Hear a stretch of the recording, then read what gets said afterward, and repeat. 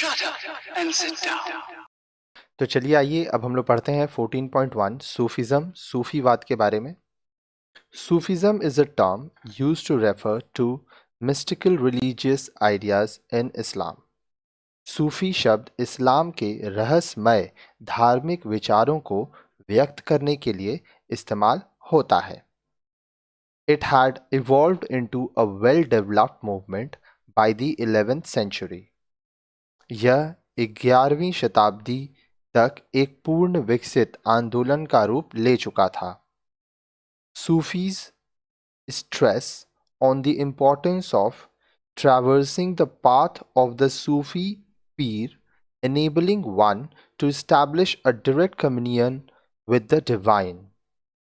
सूफी संत सूफियों द्वारा कठिन मार्ग को अपनाकर ईश्वर के साथ प्रत्यक्ष संपर्क, डायरेक्ट कम्युनियन, जिसको कम्युनिकेशन भी कहते हैं, स्थापित करने पर जोर देते थे। सूफिज्म और मिस्टिज्म emerged in the 8th century, and among the early known Sufis were Rabia al-Adwiya, al-Junaid and Bayazid Bastami। सूफीवाद अथवा रहस्यवाद 8वीं शताब्दी में उदय हुआ तथा शुरुआती सूफियों में राबिया अल अदवई, अल जुनैद तथा बयाजिद बस्तमी का नाम उभर कर आता है। Fundamental to Sufism is God, man and the relation between them, that is love. सूफीवाद का मूल आधार ईश्वर, मनुष्य तथा उन दोनों के बीच जो संबंध है वह प्रेम है। They believe that from man emerged the theories of ruh, soul, kurbat, divine proximity, and hulul, infusion of the divine spirit, and that from the relation between God and man, ideas such as ishq, divine love, and fana, self-annihilation, come into being. उनका मानना है कि इंसान का उदय रूह, आत्मा, कुर्बत, दैवी निकटता तथा हलूल, दैवी रूप में मिलाप के सिद्धांतों से हुआ है और इंसान और खुदा के रिश्तों से ही प्रेम, पवित्र प्रेम तथा फना, खुद का समर्पण अस्तित्व में आए। The Sufis were regarded as people who kept their heart pure.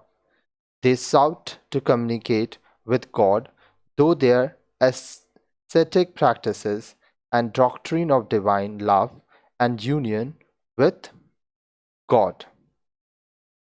आगे देखिए, बोल रहा है, ऐसे लोगों को सूफी कहा जाता था जिनका हृदय पवित्र होता था तथा जो अपनी तपस्या तथा खुदा को पाने के लिए प्रेम के सिद्धांतों के द्वारा खुदा से बातचीत करते थे, वार्तालाप करते थे। The murid, disciple, passes through maqamat, various stages in this process of experiencing communication with the divine। अब देखिए, मुरीद जिसको शिष्य कहते थे को ईश्वर के साथ वह बातचीत करने के लिए प्रक्रिया के लिए मकामात, विभिन्न चरणों से होकर गुजरना पड़ता था। The khanqah, the hospice was the center of activities of the various Sufis orders। खानका, धर्मशाला, सूफियों के विभिन्न वर्गों की गतिविधियों का केंद्र होती थी। The khanqah was led by shaikh, pir और Murshid, teacher who lived with his murids, disciples। खानका Sheikh, पीर या मुर्शीद शिक्षक द्वारा संचालित होती थी जो अपने मुरीदों के साथ रहा करते थे। In time, the Kanha emerged as important centers of learning and preaching। समय के साथ खानका शिक्षा के महत्वपूर्ण केंद्रों में तब्दील होती चली गई। By the 12th century, the Sufis were organized in silsila orders. 12वीं शताब्दी तक सूफी विभिन्न रूपों में संगठित हो गए. The word silsila meant chain, and it represented signifying an unbreakable chain between the Pir and the Murid. With the death of the Pir, his tomb or shrine, the Dargah, became a center for his disciples and followers. अब देखिए, इन रूपों में सिलसिला का मतलब कड़ी था तथा यह पीर तथा मुरीद की निरंतर कड़ियों को बतलाता था. पीर के मर जाने के बाद गुंबद या मकबरा दरगाह उसके मुरीदों तथा अनुयायियों के लिए केंद्र बन जाता था. In the 10th century, Sufism spread across important regions of the Islamic Empire. आगे देखिए, आगे बोल रहा है 10वीं शताब्दी में इस्लामी साम्राज्य के सभी महत्वपूर्ण क्षेत्रों में सूफी पंथ का विस्तार हुआ. Iran, Khurasan, Transoxiana, Egypt, Syria and Baghdad were important Sufi centers. Iran, Khurasan, Transoxiana, मिस्र, सीरिया तथा बगदाद प्रमुख सूफी केंद्र थे. अल गजाली 1059 to 1111 AD is among the most venerated of Sufis. अल-गज़ली 1059 से 1111 ईस्वी तक सर्वाधिक सम्मानित सूफी संतों में से एक माने जाते हैं. He reconciled Islamic mysticism with Islamic orthodoxy, providing Sufi mysticism a secure place in Islam. उन्होंने सूफी रहस्यवाद को इस्लाम में उचित जगह दिलाने के लिए सूफी रहस्यवाद को इस्लामी परंपरा के अनुसार बनाया. He stressed on the need for the disciple to follow the guidance of the spiritual master. उन्होंने शिष्यों के लिए आध्यात्मिक गुरु के मार्ग के दर्शन को अपनाने पर जोर दिया. He also emphasized on the supreme authority of the Holy Prophet and the need to obey laws in both letter and spirit. साथ ही सर्वोच्च सत्ता पैगंबर साहब के महत्व और उनके नियम के पालन पर उन्होंने बल दिया. और यह सिर्फ लिखित में नहीं, लिखित और आत्मा से भी, मन से भी लोगों को मानने का आग्रह किया. आगे देखिए, आगे बोल रहा है the Sufi movement in India commenced in the 11th century AD. अब देखिए, भारत में सूफी पंथ की शुरुआत 11वीं शताब्दी में हुई.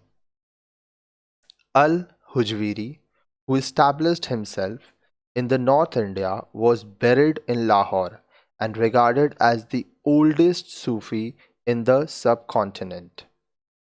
अल हुजवीरी, जिन्होंने उत्तरी भारत में स्वयं को स्थापित किया, उन्हें लाहौर में दफनाया गया तथा उन्हें उपमहाद्वीप का सबसे पुराना सूफी संत होने का गौरव प्राप्त हुआ. Among the important Sufi orders in the history of medieval India were those of Chistitiya, Suhrawardiya, Qadiriya and Naqshbandiya. भारतीय मध्यकालीन इतिहास में प्रमुख सूफी सिलसिले हैं चिश्ती, सोहरावर्दिया, कादरिया तथा नक्शबंदिया. आगे देखिए, चिश्ती एंड सोहरावर्दी सिलसिला वर पॉपुलर ड्यूरिंग द सल्तनत पीरियड. सल्तनत काल में चिश्ती तथा सोहरावर्दी सिलसिले लोकप्रिय थे. The Sohrawardis were active in Punjab and Sindh, while the Chistis were active in Delhi, Rajasthan and parts of the western Gangetic Plains. Punjab तथा सिंध में जहां सोहरावर्दी सक्रिय थे, वहीं चिश्ती दिल्ली, राजस्थान तथा गंगा के पश्चिमी क्षेत्रों में प्रेम का संदेश फैला रहे थे। By the end of the Sultanate period, they had spread to the eastern region of the Gangetic Plain, Bihar and Bengal, and into the Deccan area. आगे देखिए, सल्तनत काल के अंत तक वे गंगा क्षेत्र के पूर्वी क्षेत्रों, बिहार तथा बंगाल और दक्कन तक फैल चुके थे।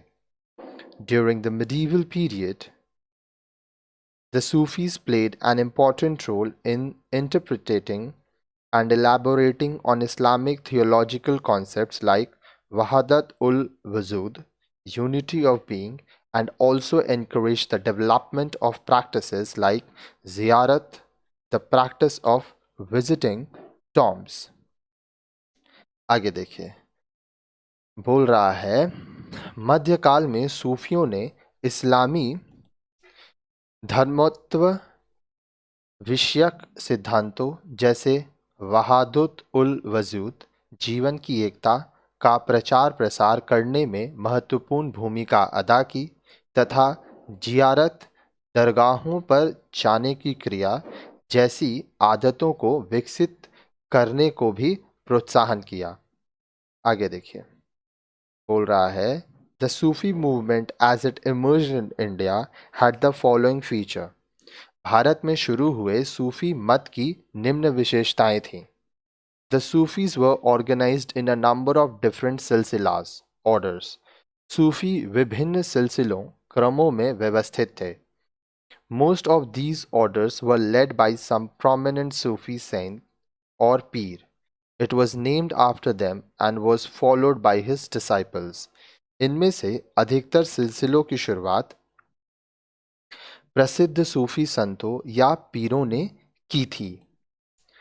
उनके नाम पर ये चलते थे तथा शिष्य उनका अनुसरण किया करते थे।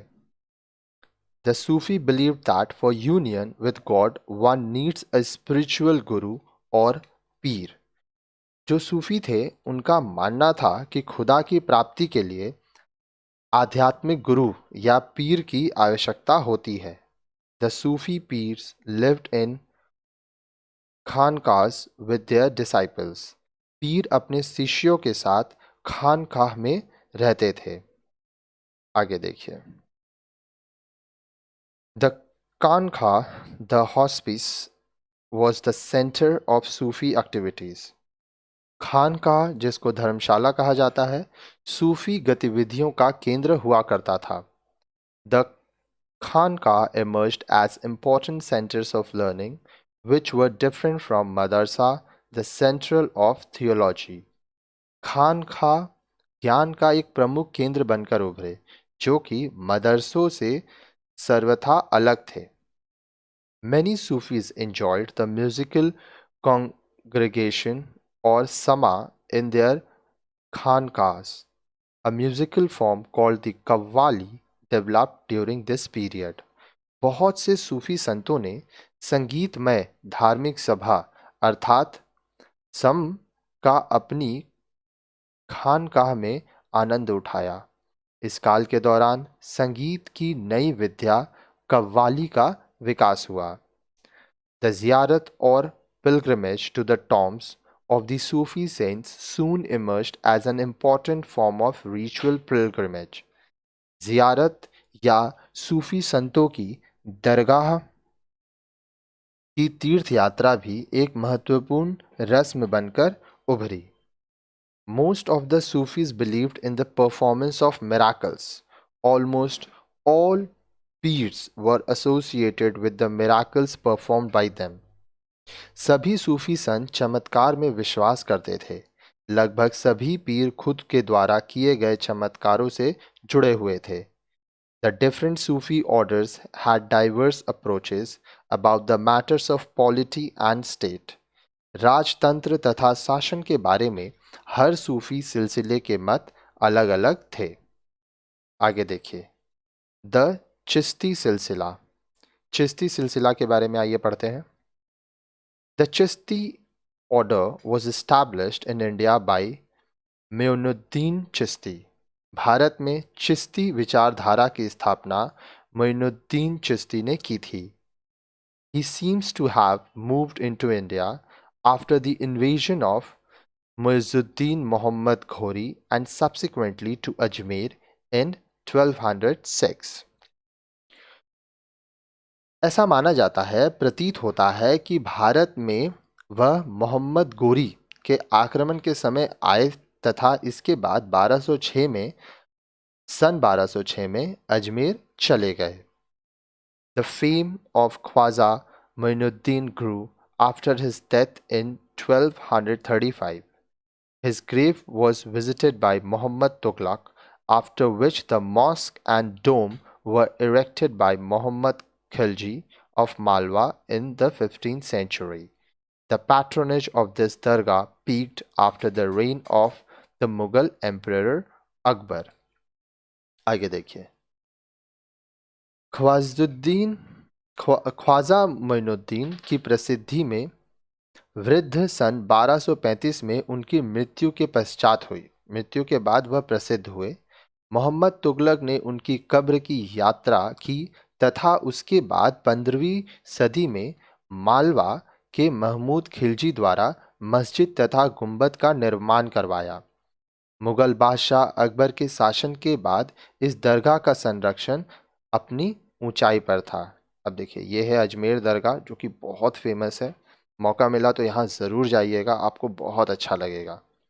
आगे देखिए, द चिश्ती बिलीव्ड इन, चिश्तियों का मानना था, love as the bond between God and individual soul, प्रेम इंसान तथा खुदा के बीच एक बंधन है।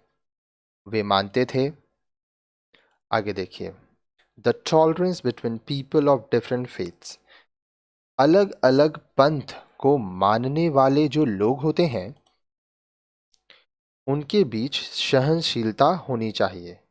Acceptance of disciple irrespective of their religious belief, विभिन्न धार्मिक विश्वासों को मानने के बावजूद जो शिष्य हैं वह एक दूसरे को स्वीकार करें। आप चाहे कोई किसी भी जाति किसी भी धर्म का हो, सब एक साथ रहे, सब एक दूसरे को स्वीकार करें। एटीट्यूड ऑफ बेनोवेलेंस टू ऑल, सबकी भलाई का रवैया हो। Association with Hindu and Jain yogis, Hindu तथा जैन योगियों के संपर्क में रहना। यूज ऑफ सिंपल लैंग्वेज, सामान्य भाषा का प्रयोग करना। तो ये सब चीज़ें चिश्ती मानते थे। आगे देखिए, the Chishti presence in Delhi was established by Qutbuddin Bakhtiyar Kaki, who settled in Delhi from his homeland in Transoxiana in 1221. Delhi में चिश्तियों की उपस्थिति कुतुबुद्दीन बख्तियार काकी के द्वारा जानी जाती है, जो अपने घर से, उनका जो होमलैंड था, गृह क्षेत्र ट्राक्सोसियाना से 1221 ईस्वी में दिल्ली में बस गए थे।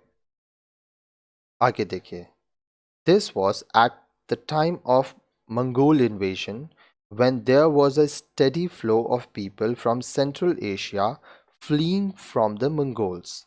यह मंगोल आक्रमण का वह काल था जब मंगोलों से बचकर मध्य एशिया के लोग भाग रहे थे।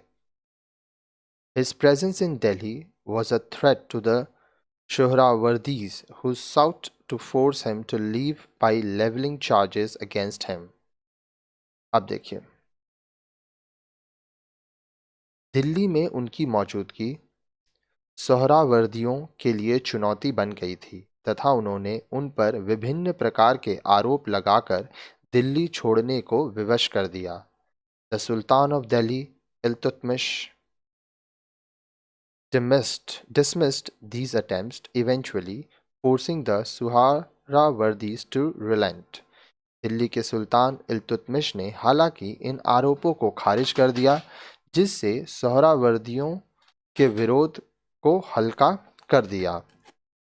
The Chistis peers laid great emphasis on the simplicity of life, poverty, humility, and selfless devotion to God.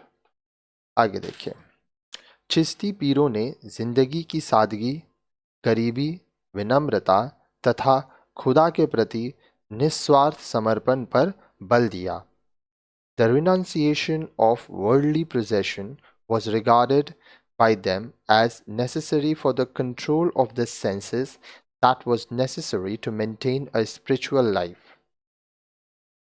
भौतिक वस्तुओं के परित्याग को उन्होंने इंद्रियों पर नियंत्रण के लिए आवश्यक बताया, जो एक आध्यात्मिक जीवन जीने के लिए जरूरी है। Khwaja Muinuddin Chishti argued that highest form of devotion to God was to redress the misery of those in distress, fulfilling the need of the helpless and to feed the hungry. They refused to accept any grant for their maintenance from the sultans. आगे देखिए, ख्वाजा मोइनुद्दीन चिश्ती ने जोर दिया कि खुदा को पाने का सर्वोच्च तरीका मुसीबत में पड़े व्यक्ति की मदद करना है, असहाय लोगों की ज़रूरतों को पूरा करना तथा भूखे को भोजन देना है। वे सुल्तानों से किसी भी प्रकार की मदद से इनकार करते थे। The other important Chishti Baba Fariduddin Ganj A Shankar established himself at Hansi in Haryana on the route between Multan and Lahore. एक अन्य महत्वपूर्ण चिश्ती बाबा फरीदुद्दीन गंज ए शकर ने मुल्तान तथा लाहौर के बीच रास्ते में हांसी, जो कि हरियाणा में है, में अपना पड़ाव डाला। वहाँ वो रहने लगे। निज़ामुद्दीन औलिया was the best known Chishti saint of the Sultanate period. सल्तनत काल के सबसे विख्यात सूफी संत निज़ामुद्दीन औलिया थे। He lived in the 14th century during a period of political change and turmoil. उनका समय 14वीं शताब्दी माना जाता है, जो राजनीतिक परिवर्तनों तथा उथल-पुथल का काल था। During his lifetime, he was witness to the establishment of the Khalji rule after the death of Balban and subsequently the establishment of the Tughlaqs. अपने जीवन काल में उन्होंने बलबन की मृत्यु के बाद खिलजी तथा खिलजी के बाद तुगलकों का शासन देखा। There are numerous stories surrounding the life of Nizamuddin Aulia.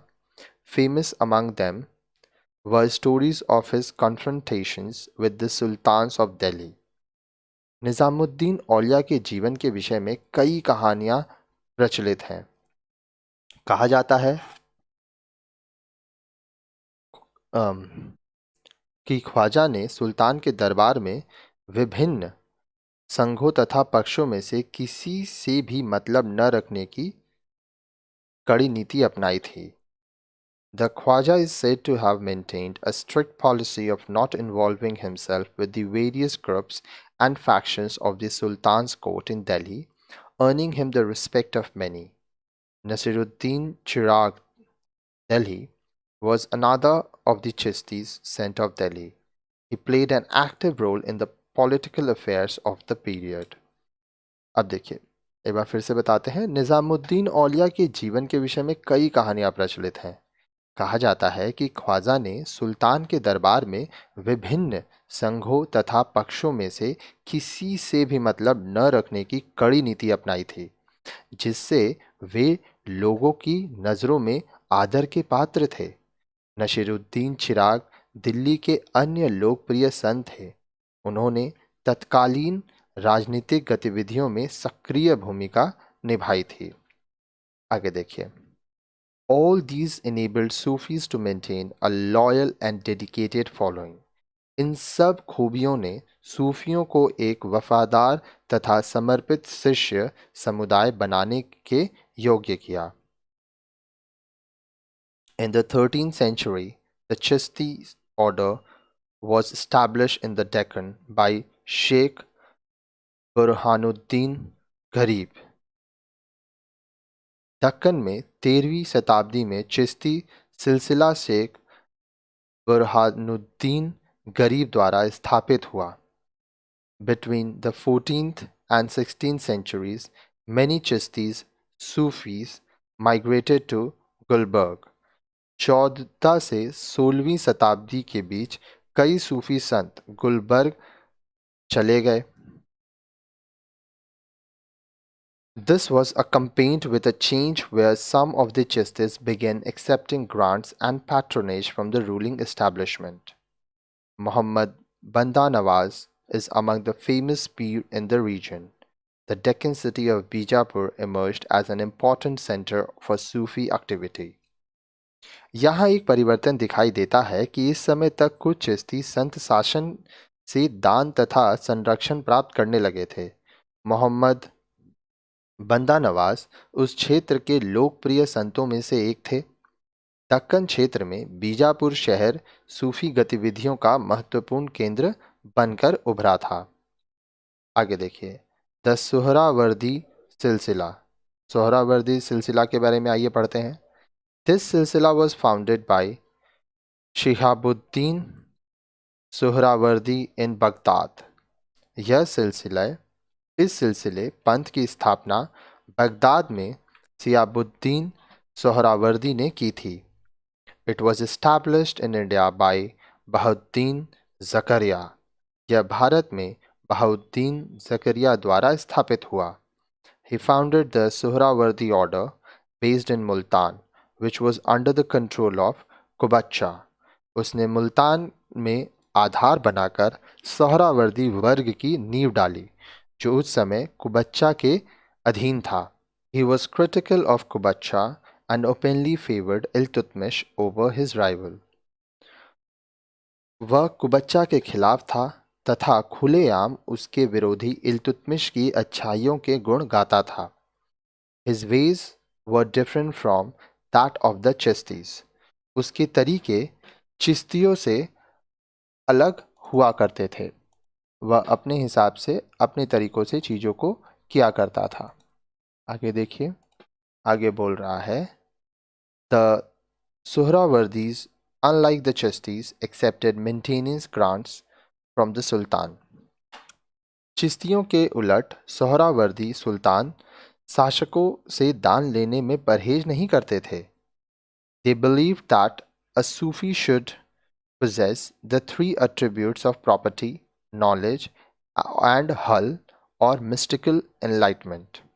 उनका मानना था कि सूफियों को संपत्ति तथा ज्ञान, रहस्यात्मक ज्ञान को हासिल करना चाहिए. Sohrawardi saints argued that this was necessary to ensure that they served the poor better. Suhrawardy संत मानते थे कि गरीबों की सेवा बेहतर ढंग से करने के लिए यह आवश्यक है. He stressed on the observance or external forms of religious belief and advocated a combination of ilm, scholarship with mysticism. उन्होंने धार्मिक विश्वासों के बाहरी प्रकार के अनुसरण करने पर जोर दिया और इल्म, बुद्धि तथा रहस्यवाद के समन्वय की वकालत की.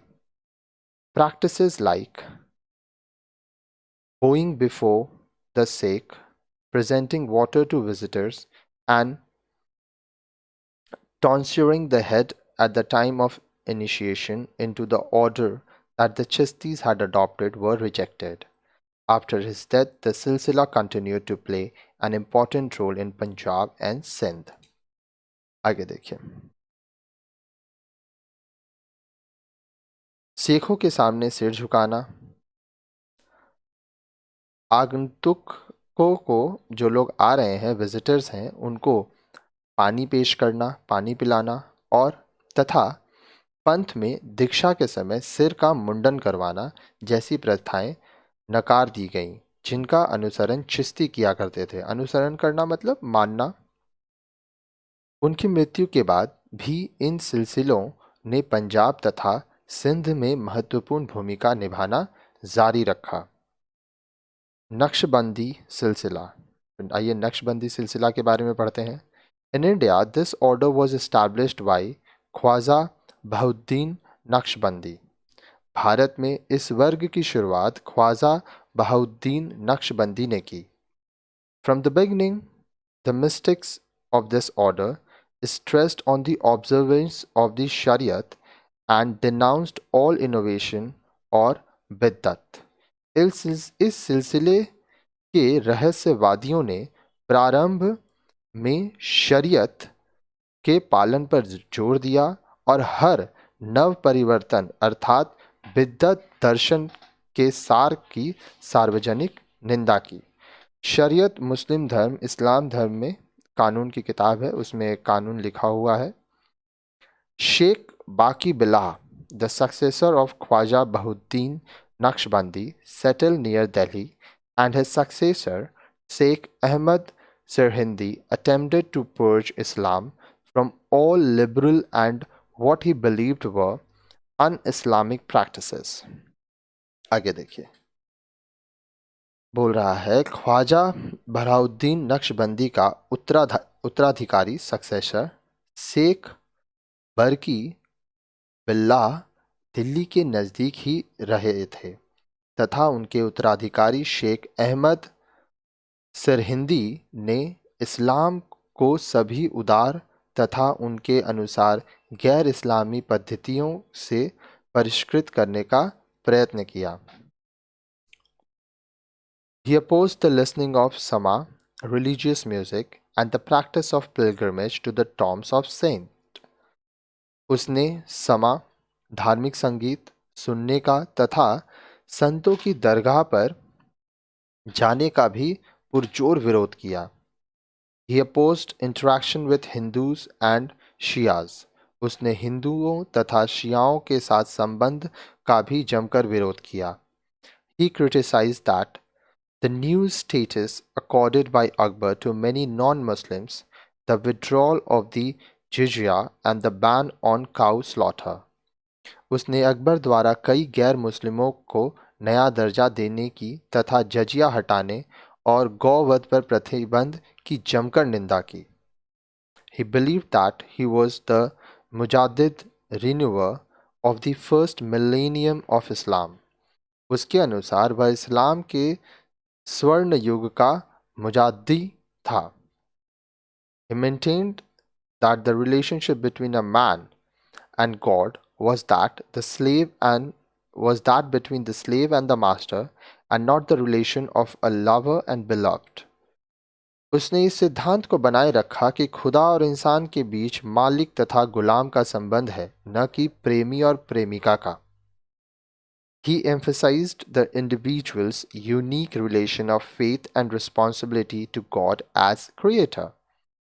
उसने जोर दिया कि इंसान का खुदा के प्रति एकमात्र रिश्ता विश्वास तथा खुदा को सृजनकर्ता मानने की जिम्मेदारी का है। He tried to harmonize the doctrines of mysticism and the teaching of Orthodox Islam। उसने रहस्यवादी सिद्धांत तथा रूढ़िवादी इस्लाम की शिक्षाओं में समन्वय लाने का प्रयत्न किया।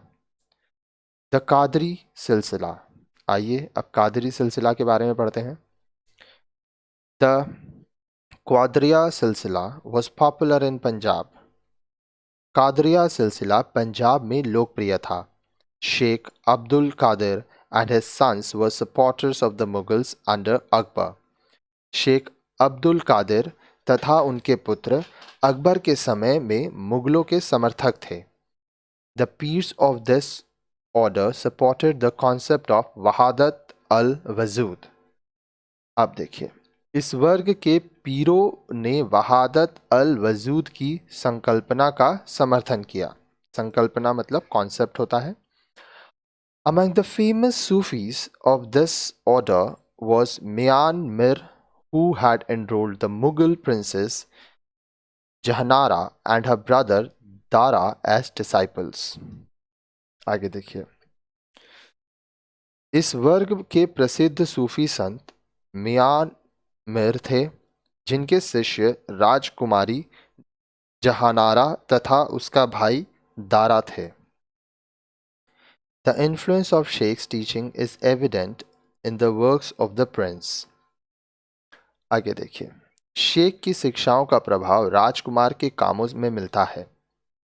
Shah Badakhshani, another peer of this silsila, while dismissing orthodox elements, declared that the infidel who had perceived reality and recognized it was a believer, that a believer who did not recognize reality was an infidel.